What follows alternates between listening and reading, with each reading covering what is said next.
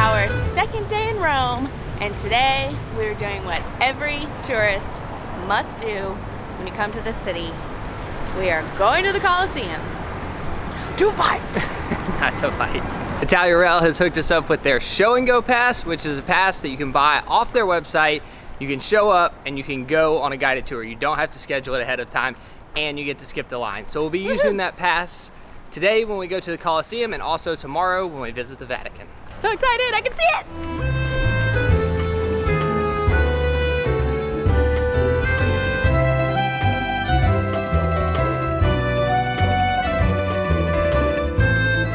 Wow, that is a ton of people.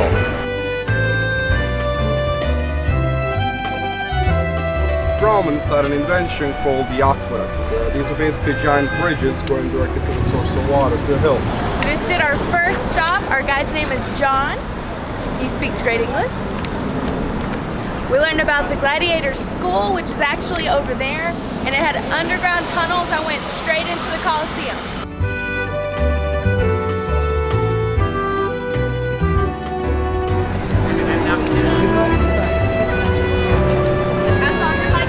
How many people do we have to wait? It depends on the day, right? Today, I don't know if you saw that enormous line on the side.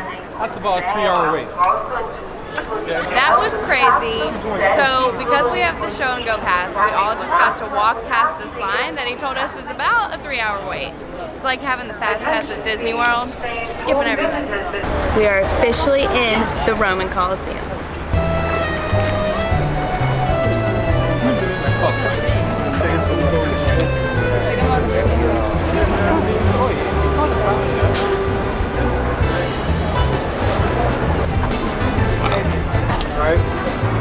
So we just spent the last 20 minutes learning a ton about the Colosseum. I learned a ton of things that I had no clue about. When you watch like gladiator movies, all you see is people fighting with swords, but apparently there are underground tunnels that used to be connected to the Colosseum, and they could fill it up with water and they would have naval battles here.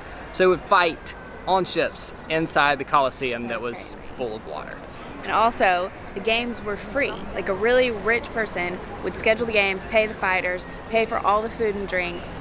Like if I was super rich and my son was turning 16, I could throw him a birthday party by hosting games. Scheduling the games.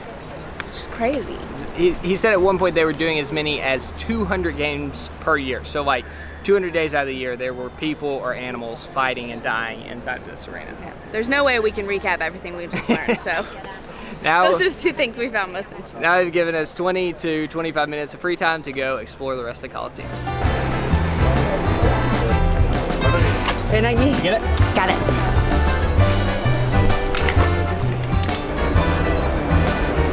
What?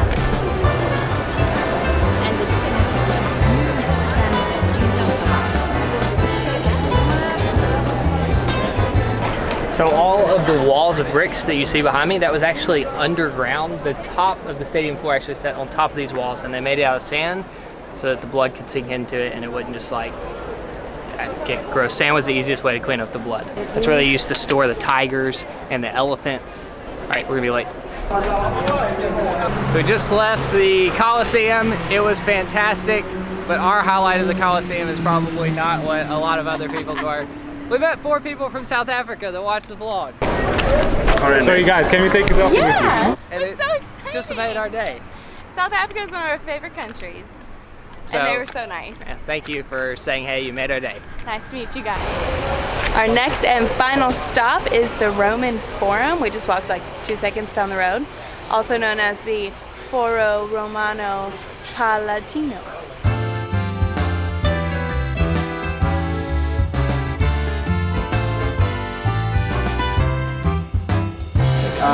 Basilikos is a Greek word, it means big building. Christians adopted the phrase for big churches. So we have churches, basilicas, cathedrals, right? They're different by size. Basilicas in Roman times were either business centers or town halls. Every city would have one, and they were usually the biggest buildings in the city, hence the name Basilica, big building, right? The tour just ended here overlooking the Forum, which is probably my favorite view in Rome so far, because a lot of the buildings that were here are still like pretty much intact, so you can get an idea of what it would have been like to live in the early 80s and like walk down this main street and the buildings that you would have seen. It's been really cool. A lot of times Karen and I try to save money and not get a guide, but this is definitely somewhere where I would highly recommend taking a guided tour because there's just so much to learn and there's no way that you could appreciate all the history behind these buildings without a guide. So now that the tour is over, we have time to go walk through the Forum, spend as much time as we want here. But we're both hot and we're gonna go grab some lunch.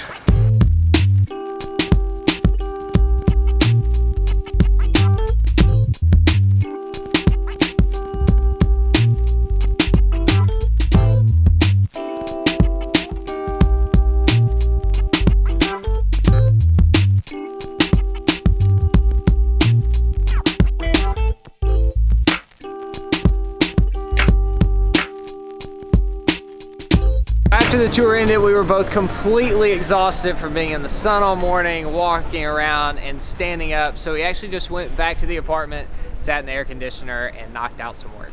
And now it is about 6:30 p.m., which means it is dinner time. And our friend Edmundo from Italia Rail hooked us up again with a really awesome restaurant recommendation. It's supposed to have the best Roman food in all of Rome. According to him, which I hope means more homemade pasta. Any carbs, really. Rome's good at their carbs.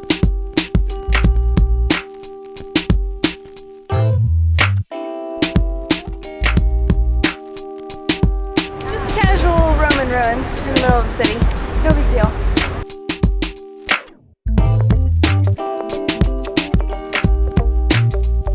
While we were en route to the restaurant that we're eating at tonight, we had a few more thoughts on the tour that we went on this morning.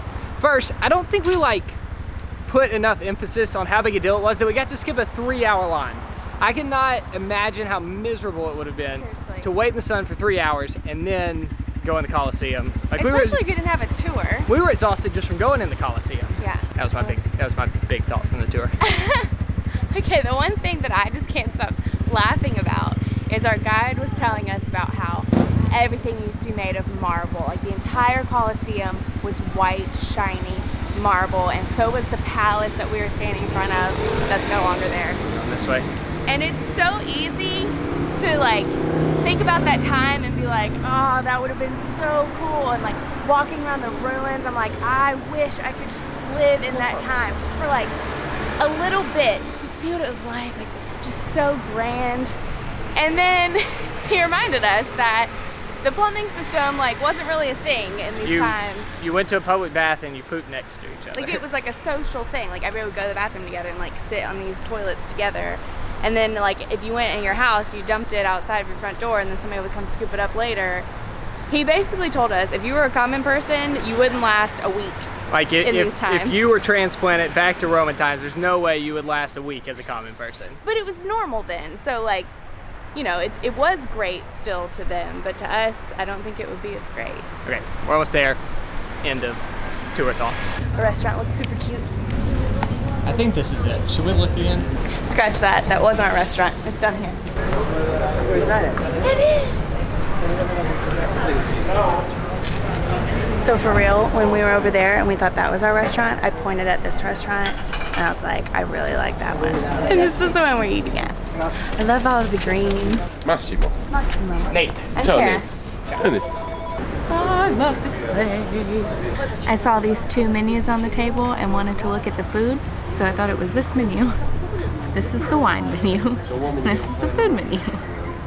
A little bit of a difference there. Oh, you want to try one plate, the ham and the buffalo mozzarella?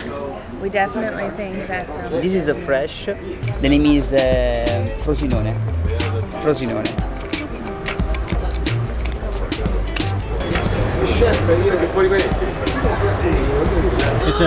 Is it balsamic? Yes. Can I see it? Oh, Michael got his number. Oh my gosh, that's crazy. Questo is not possible to buy in the shop because arrive direct the production and arrive. It's a real balsamic. That is so cool. Thank you. So we asked our waiter what we should order because this menu was so overwhelming with good foods. We just didn't know what to get. And I think he brought us one of the best things I've ever seen.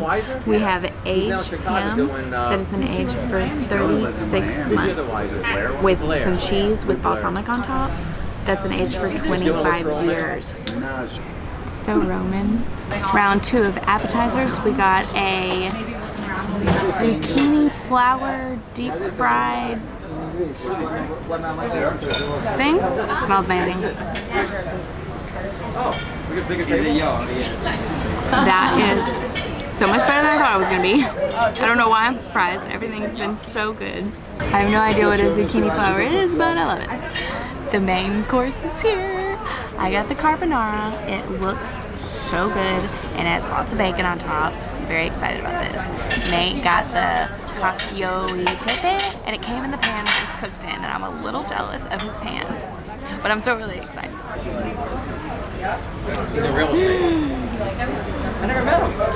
No lie, that's the best pasta I've ever had.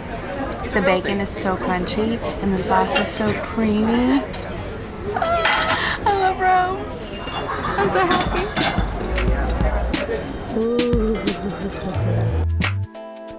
Here's what's gonna happen when you come to Rome. At some point, you're gonna wanna splurge on a really nice meal, like just really good Italian food.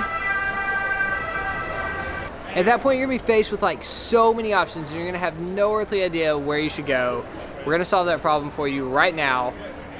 Go to the restaurant that we just ate at. We will link it down below. Like Italian food is just my favorite anyways. Like the cheese, the bread, the garlic, the tomatoes, the bacon. And they just cared. It was so good. A fantastic second full day, but actually third day in Rome. I'm gonna walk it off tomorrow at the Vatican.